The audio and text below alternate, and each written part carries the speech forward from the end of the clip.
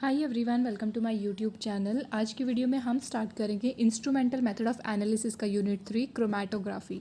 तो ये जो वर्ड है क्रोमैटोग्राफी, ये दो ग्रीक वर्ड से मिलके बना हुआ है। क्रोमा जिसका मतलब होता है कलर और ग्राफीन जिसका मतलब होता है टू राइट।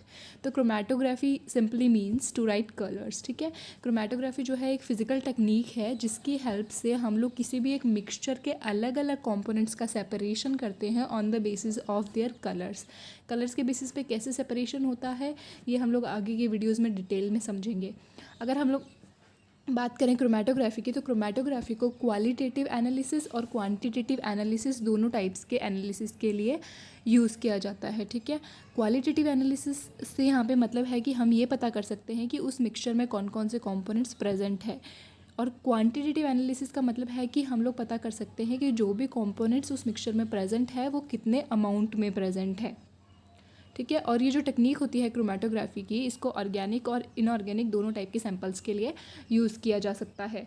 मिखेल स्वेट नाम के एक साइंटिस्ट ने क्रोमैटोग्राफी को इंट्रोड्यूस किया था, या फिर हम कह सकते हैं कि इन्वेंट किया था इन द ईयर 1900। इन्होंने क्या किया था, एक लीफ लिया, उस लीफ का एक्सट्रैक्ट प्रिपेयर किया और फिर उस एक्सट्रैक्ट का क्रोमैटोग्राफी इन्होंने परफॉर्म किया। जब क्रोमैटोग्राफी परफॉर्म किया तो उस लीफ में से क्लोरोफिल, कैरोटीन्स और जेंथोफिल्स अलग अलग जो कि अलग अलग कलर के थे वो सेपरेट आउट हो गए। ठीक है, इन्होंने कैसे क्रोमैटोग्राफी को परफॉर्म किया ये हम लोग डिटेल में देखते हैं। क्रोमैटोग्राफी परफॉर्म करने के लिए इन्होंने चार चीज़ें ली। इन्होंने कॉलम लिया, एक कैल्शियम कार्बोनेट का पाउडर लिया, एक लीफ का एक्सट्रैक्ट जो उन्होंने बनाया था वो लिया, और ईथर और इथेनॉल का मिक्सचर लिया है। ठीक है, इन्होंने चार चीज़ें ली, कॉलम ली, कैल्शियम कार्बोनेट का पाउडर लिया, लीफ एक्सट्रैक्ट लिया और ईथर इथेनॉल का मिक्सचर लिया। इसके बाद इन्होंने क्या किया कि जो कॉलम था उसमें कैल्शियम कार्बोनेट का पाउडर इन्होंने फिल कर दिया। ठीक है, ये हमारा कॉलम था, इसके अंदर कैल्शियम कार्बोनेट का पाउडर इन्होंने फिल कर दिया। ठीक है, इसके बाद कैल्शियम कार्बोनेट का पाउडर फिल करने के बाद में इन्होंने इसमें लीफ एक्सट्रैक्ट ऐड किया। लीफ एक्सट्रैक्ट ऐड करने के बाद में इन्होंने ईथर इथेनॉल का जो मिक्सचर था वो ऐड किया। जब ये कॉन्टीन्यूसली ईथर इथेनॉल के मिक्सचर को ऐड करते रहे तो थोड़ी देर बाद इनको तीन कलर के बैंड्स दिखाई देने लगे। ठीक है, जो कैल्शियम कार्बोनेट था कॉलम में उस पर तीन तरह के बैंड्स बन गए। एक बैंड बना येलो कलर का, दूसरा बैंड बना ऑरेंज और तीसरा था ग्रीन। ग्रीन कलर का जो बैंड था वो जिस पिगमेंट का था उसका नाम है जेंथोफिल। ठीक है, और जो रेड कलर का पिगमेंट था वो कैरोटिनॉइड्स थे और जो ग्रीन पिगमेंट था वो क्लोरोफिल थे। ठीक है, तो इस तरीके से इन्होंने क्रोमैटोग्राफी को डिस्कवर किया। यहाँ पे जो हमने कॉलम में जो कैल्शियम कार्बोनेट का पाउडर फिल किया है, तो वो जो कैल्शियम कार्बोनेट का पाउडर है वो स्टेशनरी फेज़ कहलाएगा। यहाँ पे स्टेशनरी फेज़ इसलिए कहलाएगा क्योंकि जो कैल्शियम कार्बोनेट का जो पाउडर है ये कॉलम में रुका हुआ है, एक जगह पे मूव नहीं कर रहा है, लेकिन जो हमारा सैंपल है और जो मोबाइल फेज़ है वो इसके थ्रू मूव कर रही है। ठीक है, इसमें मूव कर रही है, इसलिए ये वाला जो कैल्शियम कार्बोनेट का पाउडर है इसको हम लोग स्टेशनरी फेज़ बोलेंगे। ठीक है, जो मिक्सचर हमने यूज़ किया ईथर और इथेनॉल का उसको हम लोग मोबाइल फेज़ बोलेंगे। मोबाइल फेज़ इसलिए कहा है क्योंकि ये जो ईथर इथेनॉल का मिक्सचर है ये कॉलम में मूव कर रहा है सैंपल के साथ साथ। जैसे जैसे हम लोग इसके अंदर ईथर इथेनॉल ऐड करते जा रहे हैं। ठीक है, जैसे जैसे हमने ईथर इथेनॉल ऐड किया, ये जो लीफ एक्सट्रैक्ट है और ये जो ईथर इथेनॉल का मिक्सचर है ये इस कॉलम में नीचे की तरफ मूव करता जा रहा है। ठीक है, तो इसलिए जो ईथर इथेनॉल का मिक्सचर है इसको कहा गया है मोबाइल फेज़। और यहाँ पे जो हमने लीफ एक्सट्रैक्ट यूज़ किया उसको हम लोग कहेंगे एनालाइट, यानी कि जिस भी सैंपल का हम लोग डिटेक्शन करते हैं क्रोमैटोग्राफी में उसको हम लोग एनालाइट कहते हैं। ठीक है, और ये जब कलरफुल बैंड्स यहाँ पे अपीयर होने लग जाते हैं, ठीक है, जब भी कलरफुल बैंड्स कॉलम में अपीयर होने लग जाएँ तो उसको हम लोग क्रोमैटोग्राम कहते हैं। समझ आया यहाँ तक? पहला जो था वो स्टेशनरी फेज़ का मतलब जो सब्सटेंस जो है वो मूव नहीं कर रहा है, कॉलम में रुका हुआ है, लेकिन मोबाइल फेज़ जिसके थ्रू पास कर रही है। मोबाइल फेज़ वो जो कि जो हमारा सैंपल है उसके साथ साथ कॉलम में मूव कर रहा है। ठीक है, और एनालाइट वो सैंपल है जिसका हम लोग डिटेक्शन कर रहे हैं। सपोज़ ये वाला एक्सपेरिमेंट हमने लैब में परफॉर्म किया है, तो लैब में जब एक्सपेरिमेंट परफॉर्म हो जाएगा, जब अलग अलग तरीके के बैंड्स ऑब्टेन हो जाएंगे तो इसके बाद हम लोग क्या करेंगे, हम लोग एक बीकर लेंगे। बीकर में ये जो कॉलम का टैप है, बीकर को कॉलम के नीचे रखेंगे, फिर कॉलम का जो टैप है उसको ऑन करेंगे, टर्न ऑन करेंगे, तो सबसे नीचे वाला जो कलर है वो पहले बीकर में हमारे पास आ जाएगा। ठीक है, ये सैंपल आया पहला, इस सैंपल को हम लोग बोलेंगे इल्यूआइट, ELUITE, इल्यूआइट। ठीक है, तो हमने इलुआइट कलेक्ट किया, ठीक है। उसके बाद में इलुआइट के ऊपर हमारे पास मोबाइल फेज़ है। ये जो अलग अलग तरीके के बैंड्स होते हैं, अलग अलग कलर के बैंड्स होते हैं, ये भी ये तब तक मतलब हम लोग को जो हमारा मोबाइल फेज़ है वो तब तक ऐड करना होता है जब तक ये जो अलग अलग कलर के बैंड्स हैं ये भी आपस में सेपरेट ना हो जाए, ठीक है। अगर ये सेपरेट नहीं होंगे तो ये मिक्सअप हो जाएंगे एक साथ। इसलिए हम लोग को जो मोबाइल फेज़ है वो तब तक ऐड करना होता है जब तक हमारे जो अलग अलग कलर के बैंड्स हैं ये आपस में भी मोबाइल फेज़ के थ्रू सेपरेट ना हो जाए, ठीक है। तो सबसे पहले हमने इलुआइट एक्सट्रैक्ट किया, पहला सैंपल एक्सट्रैक्ट किया जो कि हमारा येलो कलर का था। उसके बाद में हम लोग क्या करेंगे, वापस से जैसे ही हमने इसको एक्सट्रैक्ट कर लिया इसमें से, तो उसके बाद में हम टैप को बंद कर देंगे।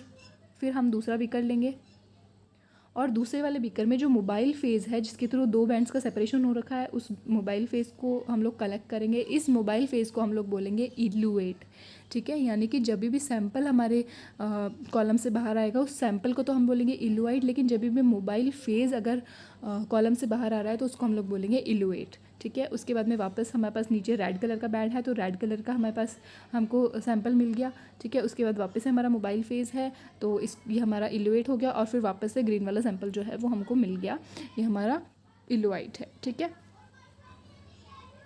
तो ये थे कुछ बेसिक टर्म्स। पहला था स्टेशनरी फेज़ जो स्टेशनरी है, कॉलम में मूव नहीं कर रहा है। दूसरा था हमारा मोबाइल फेज़ जो कि मूव कर रहा है सैंपल के साथ साथ। थर्ड वन था हमारा एनालाइट जिसका डिटेक्शन करना है हमको, ठीक है। और ये जो मोबाइल फेज़ होती है इसको हम लोग इलुएंट भी कहते हैं, ठीक है। फोर्थ था हमारा इलुएट वो होता है जब भी मोबाइल फेज़ कॉलम से बाहर आता है तो उस मोबाइल फेज़ को हम लोग इलुएट बोलते हैं। और जब भी सैंपल कलरफुल सैंपल अगर बाहर आ रहा है कॉलम से तो उसको हम लोग इलुआइट बोलेंगे, ठीक है। तो ये थे कुछ basic terms related to chromatography. इसके आगे हम लोग देखते हैं क्लासिफिकेशन ऑफ क्रोमैटोग्राफी। क्रोमैटोग्राफी को 3 टाइप्स में क्लासीफाई किया गया है। First classification is on the basis of physical state of mobile phase, यानी कि मोबाइल फेज़ जो हम लोग यूज़ कर रहे हैं उसका फिजिकल स्टेट क्या है उसके बेसिस पे क्लासिफिकेशन है। इसको फर्दर सब क्लासीफाई किया गया है 3 टाइप्स में, लिक्विड क्रोमैटोग्राफी, गैस क्रोमैटोग्राफी और super critical fluid chromatography. Liquid chromatography इस टाइप की क्रोमैटोग्राफी होती है जिसमें मोबाइल फेज़ लिक्विड होता है। गैस क्रोमैटोग्राफी जो है वो ऐसी टाइप की क्रोमैटोग्राफी होती है जिसमें मोबाइल फेज़ गैस होता है। और सुपर क्रिटिकल फ्लूइड क्रोमैटोग्राफी ऐसी टाइप की क्रोमैटोग्राफी होती है जिसमें mobile phase super critical fluid होता है। सुपर क्रिटिकल फ्लूइड का मतलब होता है कोई भी fluid above its critical temperature and critical pressure, ठीक है। कोई भी फ्लूइड जब भी when it is above its critical temperature and its critical pressure तो वो लिक्विड और गैस दोनों की प्रॉपर्टीज़ को शो करता है, ठीक है। Second classification is on the basis of mechanism of separation, यानी कि जो एक मिक्सचर है उसके कंपोनेंट्स का सेपरेशन का क्या मैकेनिज्म है, ठीक है। जब कंपोनेंट्स जो है वो मिक्सचर में से सेपरेट हो रहे हैं तो वो किस मैकेनिज्म के बेसिस पे हो रहे हैं उस बेसिस पे जो क्रोमैटोग्राफी है उसको 4 टाइप्स में क्लासीफाई किया गया है। First one is adsorption chromatography, second one is partition chromatography, third one is ion exchange chromatography and fourth one is size exclusion chromatography. इन सभी के बारे में हम लोग डिटेल में देखेंगे आने वाले वीडियोज़ में। Next is based on the base of chromatographic bed. इसमें ये भी फर्दर टू क्लासेस में डिवाइडेड है। First is planar chromatography and second one is column chromatography. अगर जो क्रोमैटोग्राफी है वो प्लेन सरफेस पे परफॉर्म हो रही है तो वो प्लेनर क्रोमैटोग्राफी है। जैसे हम लोग थिन लेयर क्रोमैटोग्राफी में जो स्लाइड होती है सिलिका जेल की जो स्लाइड होती है उस पर हम लोग क्रोमैटोग्राफी परफॉर्म करते हैं तो वो एग्जांपल है प्लेनर क्रोमैटोग्राफी का। और पेपर क्रोमैटोग्राफी में हम लोग पेपर क्रोमैटोग्राफी परफॉर्म करते हैं तो वो भी एग्जांपल है प्लेनर क्रोमैटोग्राफी का। और फिर नेक्स्ट आती है कॉलम क्रोमैटोग्राफी। जो भी क्रोमैटोग्राफी कॉलम में परफॉर्म की जाती है उसको हम लोग कॉलम क्रोमैटोग्राफी कहते हैं, ठीक है। कॉलम क्रोमैटोग्राफी जो होती है ये भी फर्दर 2 टाइप्स की होती है, पैक्ड कॉलम और ट्यूबुलर कॉलम। पैक्ड कॉलम मतलब कि हम लोग कॉलम की पैकिंग करते हैं और फिर क्रोमैटोग्राफी परफॉर्म करते हैं, जैसे कि HPLC इसका एग्जांपल है। और ट्यूबुलर क्रोमैटोग्राफी जैसे कि हम लोग ट्यूब्स यूज़ करते हैं, जैसे गैस क्रोमैटोग्राफी में हम ट्यूब यूज़ करते हैं इंस्टेड ऑफ कॉलम, ठीक है। So this is the classification का एक टाइप हम लोग आगे डिटेल में पढ़ेंगे। तो आई होप आपको वीडियो पसंद आया होगा। अगर आपको कोई चीज़ समझ नहीं आई है तो प्लीज़ मुझे कमेंट सेक्शन में पूछ लीजिएगा। और अगर आपको मेरी टीचिंग में कोई कमी लगी तो प्लीज़ मुझे कमेंट सेक्शन में ज़रूर बताइए ताकि मैं अपनी टीचिंग इम्प्रूव कर सकूँ। Thank you so much for watching.